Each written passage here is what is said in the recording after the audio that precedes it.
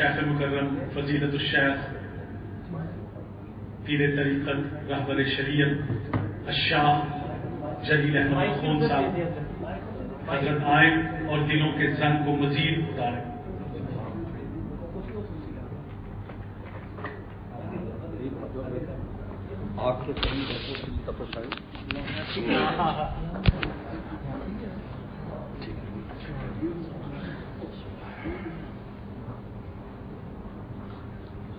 الحمد لله نحمده ونستعينه ونستغفره ونؤمن به ونتوكل عليه ونعوذ بالله من شرور أنفسنا ومن سيئات أعمالنا من يهده الله فلا مضل له ومن يضلل فلا هادي له ونشهد أن لا إله إلا الله وحده لا شريك له ونشهد أن سيدنا وسندنا وحبيبنا وشفيعنا ومولانا محمدا عبده ورسوله صلى الله تعالى عليه وعلى آله وأصحابه وبارك وسلم. أما بعد فأعوذ بالله من الشيطان الرجيم. بسم الله الرحمن الرحيم. وإنك لعلى خلق عظيم. عن ابن عباس رضي الله تعالى عنهما كان النبي صلى الله عليه وسلم أجود الناس. وقال النبي صلى الله عليه وسلم اتق الله حيثما كنت وأتبع السيئة الحسنة تمحها وخالق الناس بخلق حسن. وكما قال عليه الصلاة والسلام صدق الله وصدق رسوله النبي الكريم. آج الحمدللہ راجیش کخاڑ صاحب کے توسط سے آپ حضرات کی حاضری ہوئی ہے. اس سے پہلے بڑے خوبصورت انداز میں اور دل آویز انداز میں قاری صاحب نے اور ہمارے دوستوں نے حضور صلی اللہ علیہ وسلم کی محبت عشق کے کلام سنایا ہے. یاد رکھیں تلاوت قرآن ہو یا نعت ہو، اس کا مقصد اللہ اور رسول کی محبت حاصل کرنا ہے. میں اور آپ اللہ رسول کے عاشق بن جائیں. جب تک اللہ رسول کی محبت نہیں آئے گی ایمان کامل نہیں ہوگا. کمال ایمان کا تعلق عشق رسول اور عشق الہی کے ساتھ ہے. والذین آمنوا اشد حبا للہ نص سے سری ہے. والذین آمنوا یہ مطلق ہے.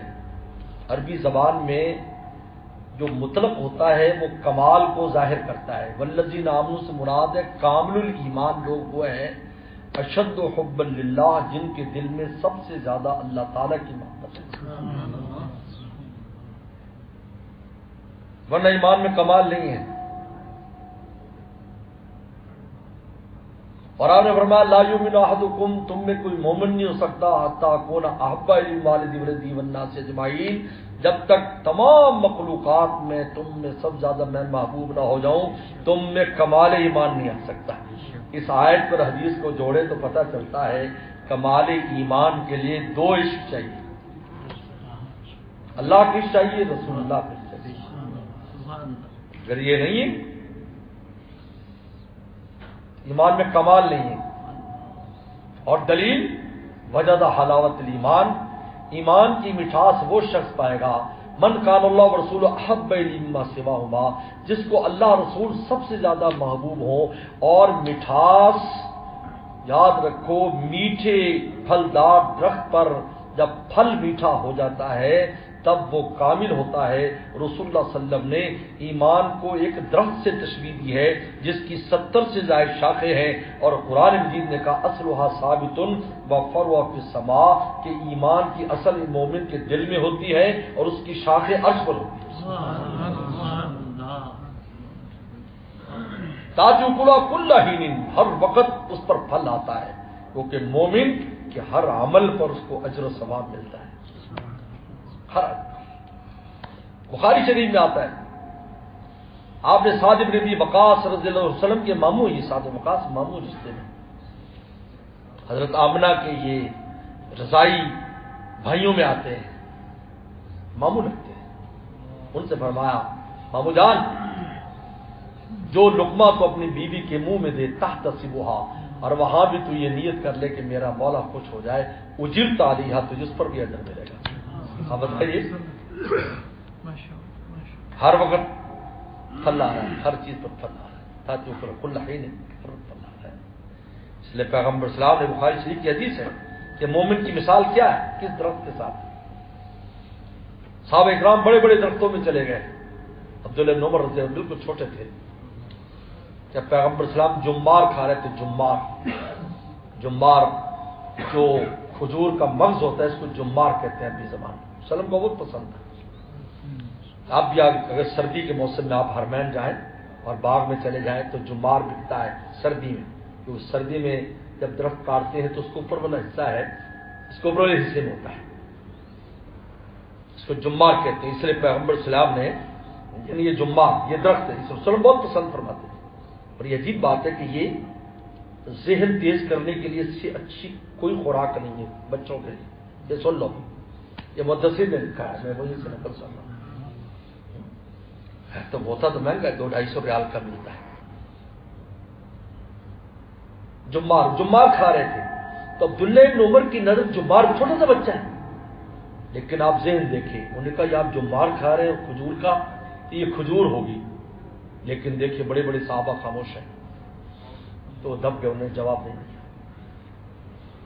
باپ نے اپنے والد جب حضرت عمر رضی اللہ عنہ کو بتایا تو کہا کاش تو اس وقت کہہ دیتا، کیونکہ وسلم کی عادت تھی اگر کوئی بچہ ایسا کام کر دیتا تھا تو آپ فوراً اس کو دعا دیتے تھے، جس طرح عبداللہ بن عباس رضی اللہ عنہ نے وسلم کے لیے لوٹے میں پانی رکھا اور استنجے کا پانی رکھا، وضو کا پانی رکھا، تو آپ باہر آئے، میمونہ رضی اللہ کے گھر میں آپ نے رات گزاری تھی، آپ نے کہا یہ کس نے رکھا ہے؟ کہا کہ میرے بھانجے نے رکھا ہے، تو حدیث میں آتا ہے کہ آپ نے ان کو چمٹا لیا، فرمایا اللہ مفقہ فی الدین وعلم التاویل، اللہ اس کو عالم بنا دے اور تفسیر کا علم دے، دعا مل گئی، مفسر قرآن بنے۔ دنیا میں سب سے پہلی جو تفسیر آئی جس کا نام ہے المقباس فی تفسیر ابن عباس، یہ سب سے پہلی تفسیر ہے، دعا مل گئی۔ تو وہ بھی چاہتے تھے کاش یہ کہہ دیتا میرے بچے کو دعا مل جاتی۔ تو صحابہ نے کہا کہ حضرت ہمیں نہیں سن میں آیا، وہ کون سا درخت آپ ہی بتائیں؟ فرمایا کھجور کا درخت ہے۔ مومن کو کھجور سے تشبیہ دی، کیوں؟ ایک کھجور واحد ایسا درخت ہے، ایک تو سدا بہار، اس پر خزاں نہیں آتی، مومن پر کبھی خزاں نہیں آتی، بڈھا ہو جوان ہو۔ میرے شیخ فرماتے تھے مومن کا دل روشن روشن دل، روشن روشن پیشانی، یہ ہے مومن کی دو نشانی۔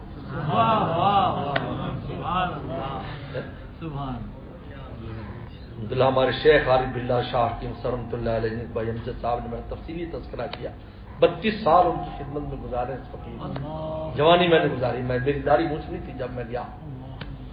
تو میں اپنا تھوڑا سا اپنا بیک گراؤنڈ بھی بتا دوں، میرے والد صاحب چائنا کے رہنے والے ہیں، اوئغور قوم جو ہے وہاں سے میرے والد صاحب چائنا سے ہجرت کی تھی 1934 میں، پھر دیوبند میں آئے، وہاں پر 10 سال پڑھا، پھر بہاول نگر ان کے استاد ان کو لے گئے کہ تم ادھر بیٹھ جاؤ بس۔ اور ہمارے جو چچا زاد بھائی تھے والد صاحب کے خالہ زاد، وہ چچا ہمارے لگے، ان کو بنگلہ دیش والے دوست لے گئے سرچینا۔ پچھلے سال میں ان کے اولاد کو وہاں ملنے کے لیے گیا تھا، میں ملاقات کر کے آؤں، ان کی فیملی وہاں رہتی اور ہم لوگ بہاول نگر میں۔ تو ہم لوگ چونکہ چائنیز ٹچ ہے اس لیے ہماری داڑھی مونچھ جلدی نہیں آتی ہے ہمارے بچوں کی، 20 سال کے بعد آتی ہے، 20 سال تک وہ جردم مردہ رہتا ہے، اس لیے 6 سال تک میرے شیخ نے سن 80 سے 86 تک 6 سال تک میرے شیخ نے اپنے خاص کمرے میں مجھے خدمت کے لیے کبھی نہیں آنے دیا، کہتے ابھی تمہارا میرے شیخ فرماتے تھے بھائی، اور میں شروع میں ہم یہ سمجھتے تھے اللہ اکبر، ہمیں شیخ سامنے نہیں بیٹھنے دیتے تھے، جب بیان ہوتا تو سیٹ پر بٹھاتے تھے، ہم بنوری ٹاؤن سے جو بچے، جب میں بنوری ٹاؤن سے میری فراغت ہے، مفتی ولی سنگھ ٹونکی رحمۃ اللہ کی جوتیاں اٹھانے کی سعادت حاصل ہوئی. الحمدللہ ان کی خدمت میں میں رہا خادم خاص. الحمدللہ ان کی بخاری شریف حضرت کے ہزاروں شاگردوں میں بخاری شریف مرتب کرنے کی سعادت مجھے حاصل ہوئی ہے. پہلی جلد اس کی مرتب ہو چکی ہے حسن باری کے نام سے. پوری دنیا میں وہ لوگ جو ہے وہ پریز کر چکے ہیں اس کو کہ بھی آپ نے یہ 10 سال میں نے اس کا مواد جمع کر کے پہلی جلد شائع کی, دوسری جلد بھی شائع ہونے والی. تو سامنے بیٹھے دیتے تھے. تو شروع ہم یہ سمجھتے تھے کہ ہم چونکہ بنور ٹاؤن سے آتے, یہ سائڈ کی نشست اسپیشل نشست تھی, یہاں بزرگ لوگ بیٹھتے تھے, تو بھی ہمیں اسپیشل بٹھاتے اس لیے کہ ہم بنور ٹاؤن کے اسٹوڈنٹ. لیکن پھر جب حضرت کا مضمون سب میں یاد رکھو, فوراً اللہ کی محبت کی باتیں سمجھ میں نہیں آتی, بیٹھے رہو, بیٹھتے بیٹھتے سمجھ جاؤ گے, عاشق ہو جاؤ گے. عشق کا یہ کہتے جو عشق کی جو آگ کی خاصیت وہ عشق کی خاصیت ہے, خانہ بخانہ ایک سینہ بسینہ. عاشق بیٹھو گے عاشق ہو جاؤ گے. صحابہ اکرام نے جب بھی کسی دعوت دی عشق سے کام کیا. بتاؤ صحابہ اکرام زمانے جانتے تھے, لیکن ان کے قلب میں جو عشق تھا اگلے پر اثر انداز ہو جاتا تھا, وہ بھی عاشق ہو جاتے تھے. الگ زمانے تو نہیں جانتے تھے. لوگ ان کو دیکھ کر کہتے ہیں یار یہ مولا کے عاشق ہے, یہ عاشق ہے, کائنات کے مالک کے عاشق. تو بعد میں پتا چلا کہ حضرت اپنی نظر کی حفاظت کرتے ہیں, اس لیے ہمیں سامنے بیٹھنے دیتے کیونکہ داڑھی موچھ نہیں ہے. آج ہم نظر کی احتیاط نہیں کرتے. میری شیخ پوری زندگی اس پر گزاری.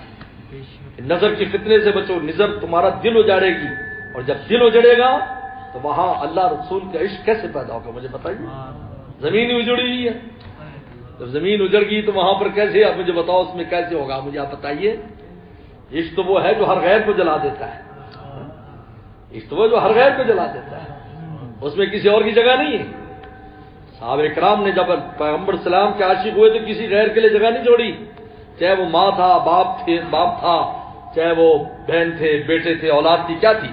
سیدنا صدیق اکبر رضی اللہ عنہ عبد الرحمن ابن ابی بکر نے کہا جو آپ کے صاحبزادے ہیں, انہوں نے کہا ابا غزوہ بدر میں کئی دفعہ آپ میرے سامنے آئے, لیکن میں نے کہا میرا باپ ہے, کہا تو مجھے نظر نہیں آیا, میں نے نہیں سمجھنا تھا تو میرا بیٹا ہے, میں تو رسول اللہ کو دیکھنا تھا.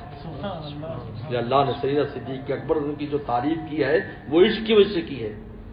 یاد رکھو, لا تحزن, حزن کسے کہتے ہیں, محبوب کے غم کا نام حزن ہے, اپنے غم کا نام نہیں ہے, دوسرے غم کا نام. لا تحزن ان اللہ معنا, کیونکہ ان کو اپنا غم نہیں تھا. اور صدیق رضی اللہ تعالیٰ کو غار ثور میں پیغمبر سلام کا تھا آپ کو کچھ نہ ہو جائے. چنانچہ بعض روایات میں آتا ہے, سیرت کی کتابوں میں لکھا ہے, ان قتل تو رضی اللہ, اگر میں مارا گیا تو ایک آدمی مارا جاؤں گا, اگر آپ کو کچھ ہو گیا تو امت کہاں جائے گی. لا تحزن, یہی وجہ ہے کہ پیغمبر سلام نے صریح فرمایا کہ جمعرات کی شب اور جمعے کے دن میں انتقال کرنے والے کے حساب کتاب نہیں. روایت ہے نا, روایت موجود ہے, جمعرات کی شب اور جمعے, اس طرح رمضان میں فوت ہو جائے تو اس کا حساب کتاب نہیں. ملا القاری رحمہ اللہ سے کسی نے پوچھا کہ پھر ہفتے والے دن حساب ہوگا یا رمضان کے بعد ہوگا, فرمایا مولا کی ذات ایسی کریم ہے جب ایک دفعہ چھوڑ دیں تو دوبارہ معاوضہ نہیں کرتے. اس لیے میرے شیخ فرمایا کرتے تھے عارف باللہ شاہ حکیم اکثر رحمۃ اللہ علیہ, تمام وہ روایات جس میں عرش کے سایہ ملنے کا ذکر ہے, فلاں فلاں کو عرش کا سایہ ملے گا, فرماتے تھے جن کو عرش کا سایہ ملے گا ان کا حساب کتاب نہیں ہوگا, کیونکہ ایک دفعہ جب پروٹوکول دے دیں پھر عدالت کے کٹہرے میں کیسے کھڑا کریں گے. اس لیے اللہ تعالیٰ نے تو عدالت کے وہ لفظ استعمال ہی نہیں کیا, مالک یوم الدین کہا ہے کہ میں قیامت کے دن کا مالک ہوں. قاضی نہیں کہا, جج قانون کا پابند ہوتا ہے, پر میں مالک ہوں, میں جو چاہے فیصلہ کروں, مالک ہوں. قاضی یوم الدین نہیں کہا کہ میں قاضی ہوں, میں جج ہوں, نہیں, مالک ہوں, اور مالک مرضی ہے بخش دے. کتنے لوگوں کو بخش دیں گے. حدیث ہے آپ دیکھیے, مناجات کی روایت آتی ہے کہ عرش کے اوپر ایک انسان کو بلایا جائے گا,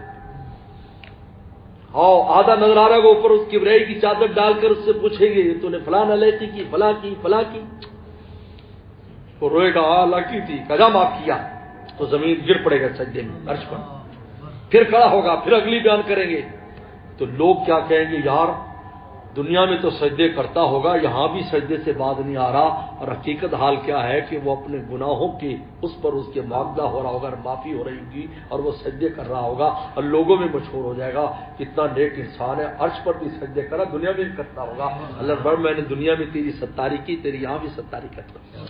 ملا علی قاری رحمہ اللہ فرماتے ہیں، بڑے عجیب آدمی ہیں، فرماتے ہیں جب ایک دفعہ معاف کر دیں گے دوبارہ حساب نہیں کریں گے۔ لیکن سیدنا صدیق اکبر رضی اللہ عنہ کے عاشق تھے، انہوں نے کہا نہیں اللہ مجھے پیر والے دن موت چاہیے، جس دن میرا محبوب ہے۔ اب اٹھائے بخاری میں آتا ہے بابو موت یوم الاثنین، یہ باب باندھا امام بخاری نے، اور سیدنا صدیق رضی اللہ عنہ کی تمنا ذکر کی بخاری شریف میں کہ انہوں نے تمنا کی اللہ میں اس دن موت چاہتا ہوں جس دن میرے محبوب گئے ہیں، نقش قدم نبی کے جنت کے راستے، اس دن حساب کتاب کا کوئی ڈر نہیں، لیکن محبوب کے راستے پر جانا ہے مجھے۔ اس لیے بعض نے لکھا ہے کہ پیر کو مرنے والے جو ہیں ان کو جمعے والے مرنے والوں سے زیادہ اعزاز دیا جاتا ہے، لکھا ہے بات۔ یہ تم بزرگوں تمنا میرے شیخ کی تمنا تھی، حضرت میرے شیخ الحمدللہ حضرت کی وفات کے دن ادھر تھا کراچی میں، حضرت کا سر مبارک میرے ہاتھ میں تھا جب حضرت کا انتقال ہوا، الحمدللہ اتنا وہ تھا، اور بعد میں حضرت کے نہلانے میں بھی میری ڈیوٹی بھی تھی، اس میں حضرت کے جتنے اعضاء پر خوشبو لگائی ہے نماز کے اعضاء پر میرے ذمہ تھی وہ ڈیوٹی، حضرت نے اس کے لیے خاص مشک عطر رکھا ہوا تھا کہ اس میں سے وصیت تھی کہ اس میں سے لگانا ہے، اس لیے مشک عطر رسول اللہ پسند فرماتے تھے، اس لیے احرام کے اندر سنت بھی مشک عطر لگانا ہے احرام پہننے سے پہلے، سن لو گھر میں مشک عطر رکھا کرو، کوئی ٹائم بھی آ سکتا ہے، نہ جانے بلا لے پیا کس گھڑی تو رہ جائے تکتی کھڑی کی کڑی۔ تو میرے شیخ سنڈے تھا، سنڈے اور سنڈے اور اسی طرح سنڈے نائٹ ختم ہو کر، سنڈے ڈے ختم ہو کر منڈے کی نائٹ آنی تھی، میرے شیخ گھڑی دیکھ رہے تھے ایسے کر کے کہ کب مغرب ہوتی، اور حضرت کو وہ سانس دے رہے تھے، میں نے سر مبارک پکڑا ہوا تھا جو اس طرح کا کیوں آکسیجن دے رہے تھے، اور جو ہی وہی بس سکرات شروع ہو گئے، مغرب ہوتی ادھر اذان ہوئی، بس اس کے 5-10 منٹ کے بعد انتقال ہو گیا، اور چہرے پر جو نور آیا حضرت کے، میں نے عجیب دیکھا کہ جوں جوں حضرت کی جو ہے وہ روح مبارک جا رہی تھی نور پھیلتا جا رہا تھا۔ ایک بزرگ نے لکھا ہے، تو پرانے بزرگ آئے تھے کہ میں نے بڑے بڑوں کے چہرے دیکھے لیکن ایسا نور نہیں دیکھا جیسا کہ مختلف کے چہرے پر۔ یہ میرے والد صاحب کی تمنا تھی، وہ جو ادھر چین سے چلے، جب انتقال ہونے لگا ہمارے والد صاحب رحمۃ اللہ علیہ کا، مولانا یوسف نظامی صاحب رحمۃ اللہ علیہ جی ہمارے عزیز بھی لگتے ہیں، ہمارے 2 بھائی حضرت کے داماد ہیں، مفتی منیر آخون نیو یارک میں ہوتے ہیں، میرے بھائی ہیں چھوٹے، مفتی خلیق آخون بھائی ہیں، چھوٹے بھائی ہیں، وہ آئے ہوئے تھے، تو آپ نے فرمایا تو میں ہمیشہ دعا کی ہے، ابو بکر صدیق کی دعا مانگی ہے کہ مجھے بھی پیر کو موت آئے جس دن رسول اللہ دنیا سے گئے، اور مجھے یقین ہے ایسا ہی ہوگا۔ ان لوگوں کا اعتماد کیسا تھا اللہ کے ساتھ، کہتے فرشتے جو ہے نا اترتے ہیں ایسے لوگوں پر، اللہ تحزنوا ولا تخافوا ولا تحزنوا، نہ خوف کرنا نہ غم کرنا، ہر وقت قلب میں ان کی امیدیں ڈالتے رہتے ہیں، فرشتہ اسی امید تھی، موت تو کسی کے ہاتھ میں نہیں، لیکن ایسی رات پیر آئی، حضرت فرمایا جانا نہیں، پیر کی شام کو جانا، پھر رات سے فرمایا بھائی کل ہمارا معاملہ ہے، کل ہمارا معاملہ ہے۔ حضرت فرمایا کرتے تھے ہمارے والد صاحب کی وفات پر کہ ہم نے پرانے سینکڑوں سال پرانے بزرگوں جو قصے سنے، نیاز محمد کی موت دیکھ کر ہمیں سب کا یقین ہو گیا کہ ٹھیک ہوا، پھر ایسی شان کے ساتھ عجیب بات ہے، تو عجیب باتیں ہوئی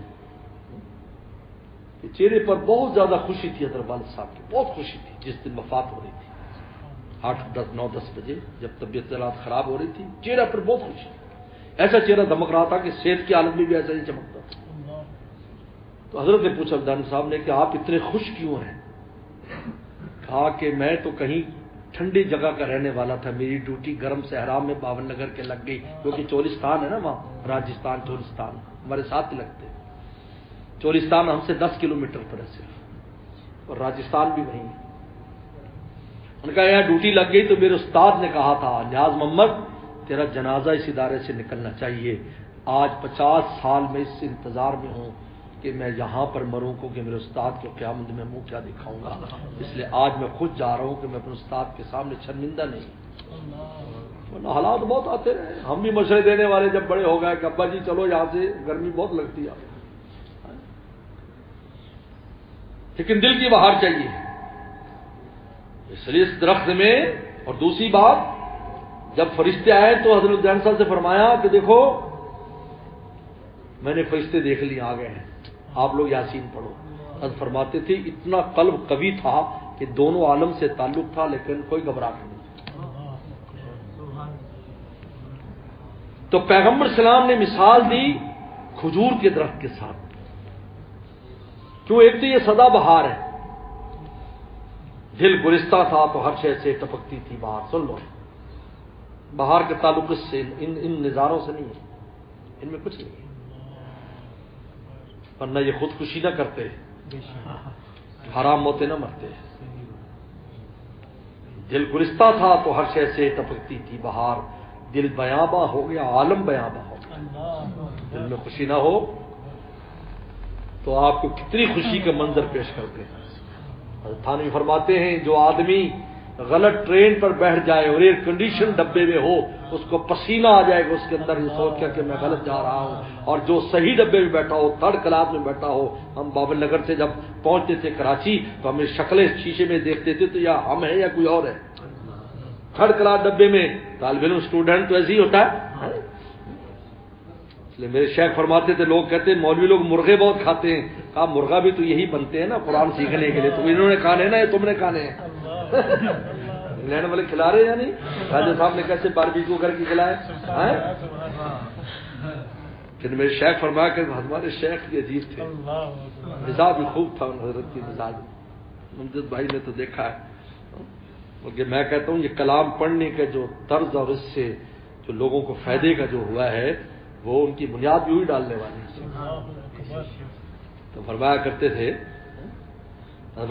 تھے یہ مرغا بنتے ہیں قرآن عزیز کے لیے. پہلے مرغا بناتے, آج کل تو کچھ نہیں کرتا. جب مرغا بنتے ان میں مرغے والا وصف آ جاتے تو مرغیاں کچھ کھچی چلی آتی, کیونکہ مرغا ٹک ٹک کرتا ہے, ساری مرغیاں کرتی ہیں.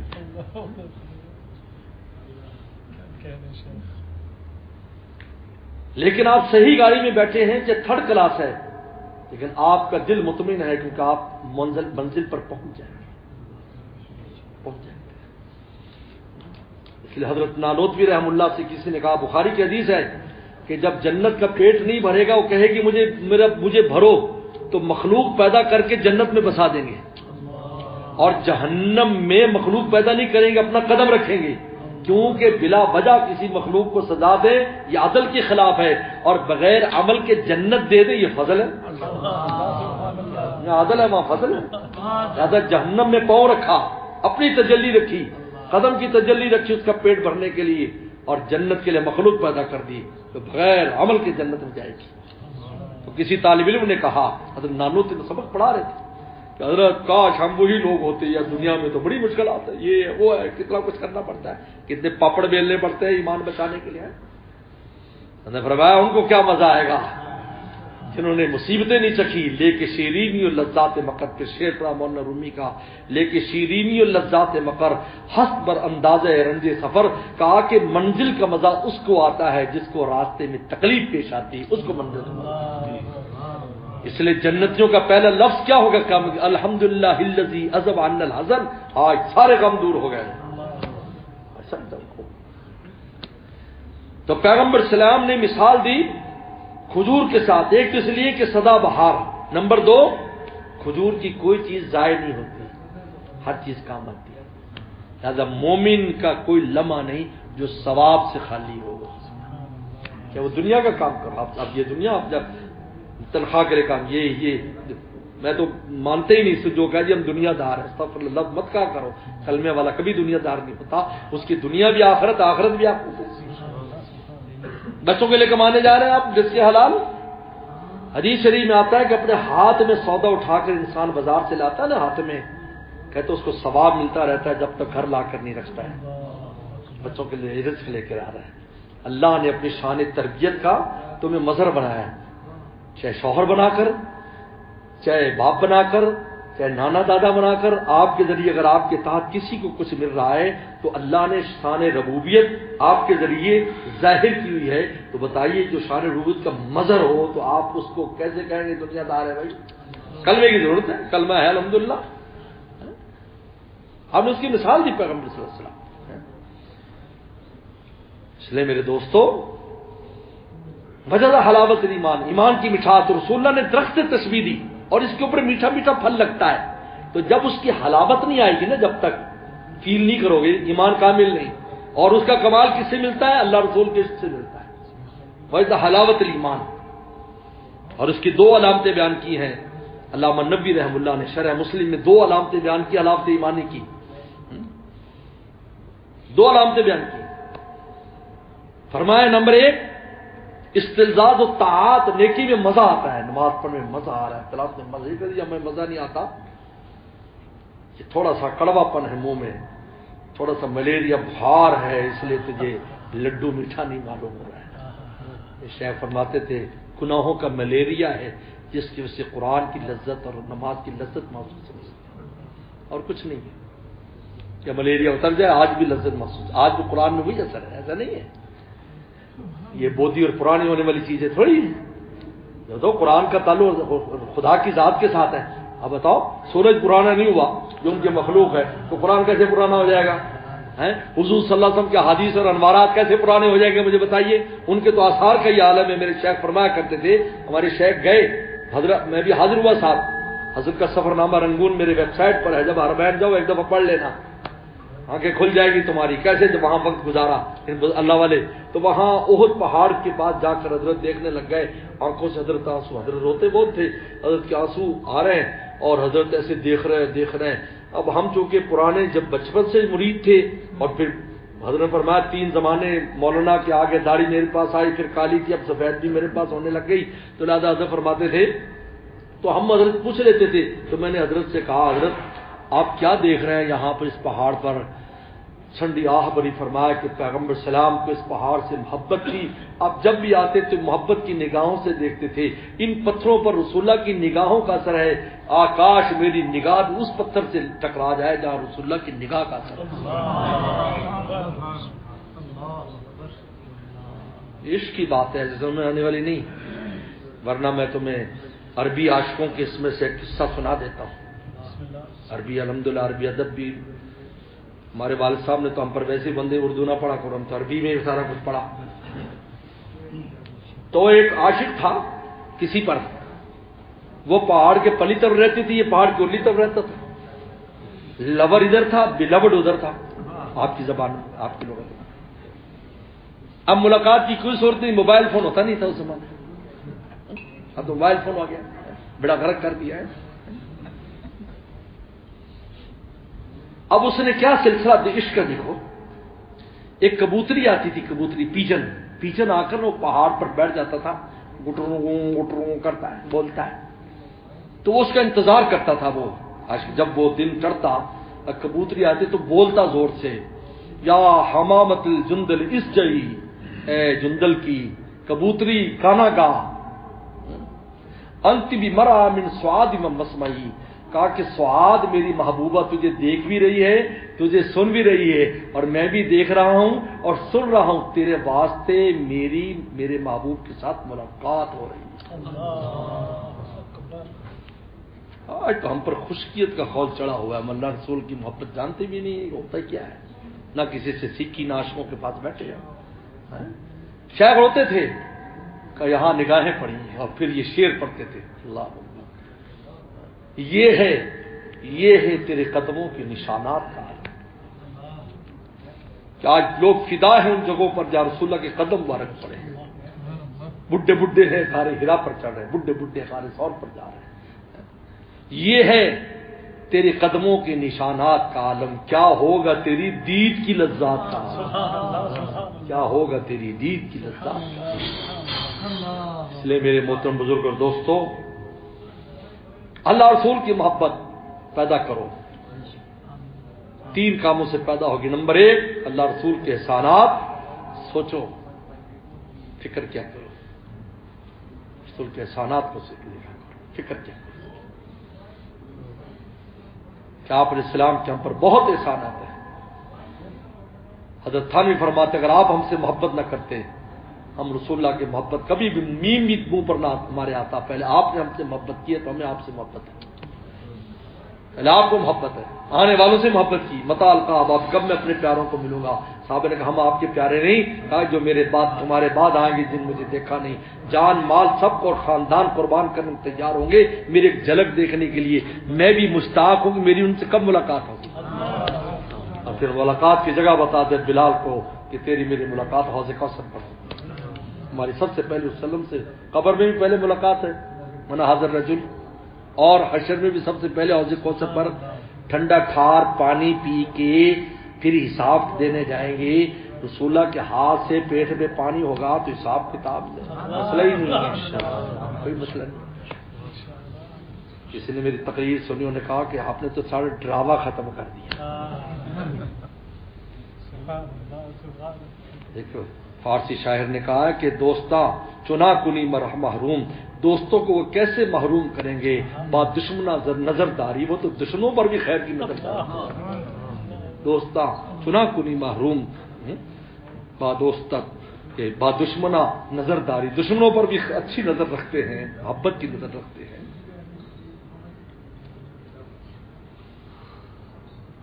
تو حوض کوثر اس لیے حضرت تھانوی نے تو فرمایا عذاب نہیں ہوگا، جہنم میں تعذیب ہوگی، تمہیں نہلایا جائے گا، گندگی اتاری جائے گی، لیکن دنیا میں توبہ کر لو تو یہ غفور قسم۔ تو ایک احسانات۔ نمبر 2، ذکر کی پابندی کیا کرو، کچھ اللہ کا ذکر کیا کرو، کچھ درود شریف پڑھا کرو، اس سے محبت آنا شروع ہو جائے گی۔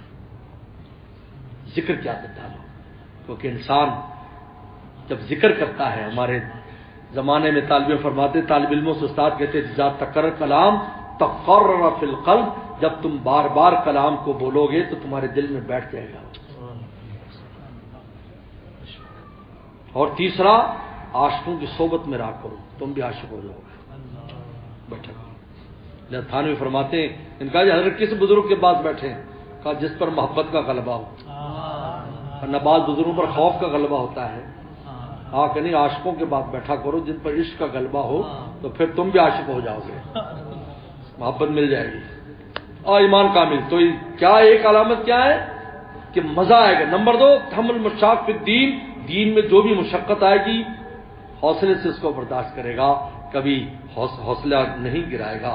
بس میرے دوستو، اس لیے میرے شیخ فرمایا کرتے تھے کہ لوٹائے جو بھی فرزانے گئے، عقل والوں کا کام نہیں ہے، لوٹائے جو بھی فرزانے گئے تاب منزل صرف دیوانے گئے، لوٹ آئے جو بھی فرزانے گئے تاب منزل صرف دیوانے گئے، مستند رستے وہی مانے گئے گزر کر جس سے تیرے دیوانے گئے، مستند رستے وہی مانے گئے گزر کر جس سے تیرے دیوانے گئے۔ آہ کو نسبت ہے کچھ کو شاخ سے، آہ آہ کرتا نا محبوب کیا، آہ کو کچھ نسبت اس شاخ سے آہ نکلی اور پہچانے گئے، وہ آخر دعوانا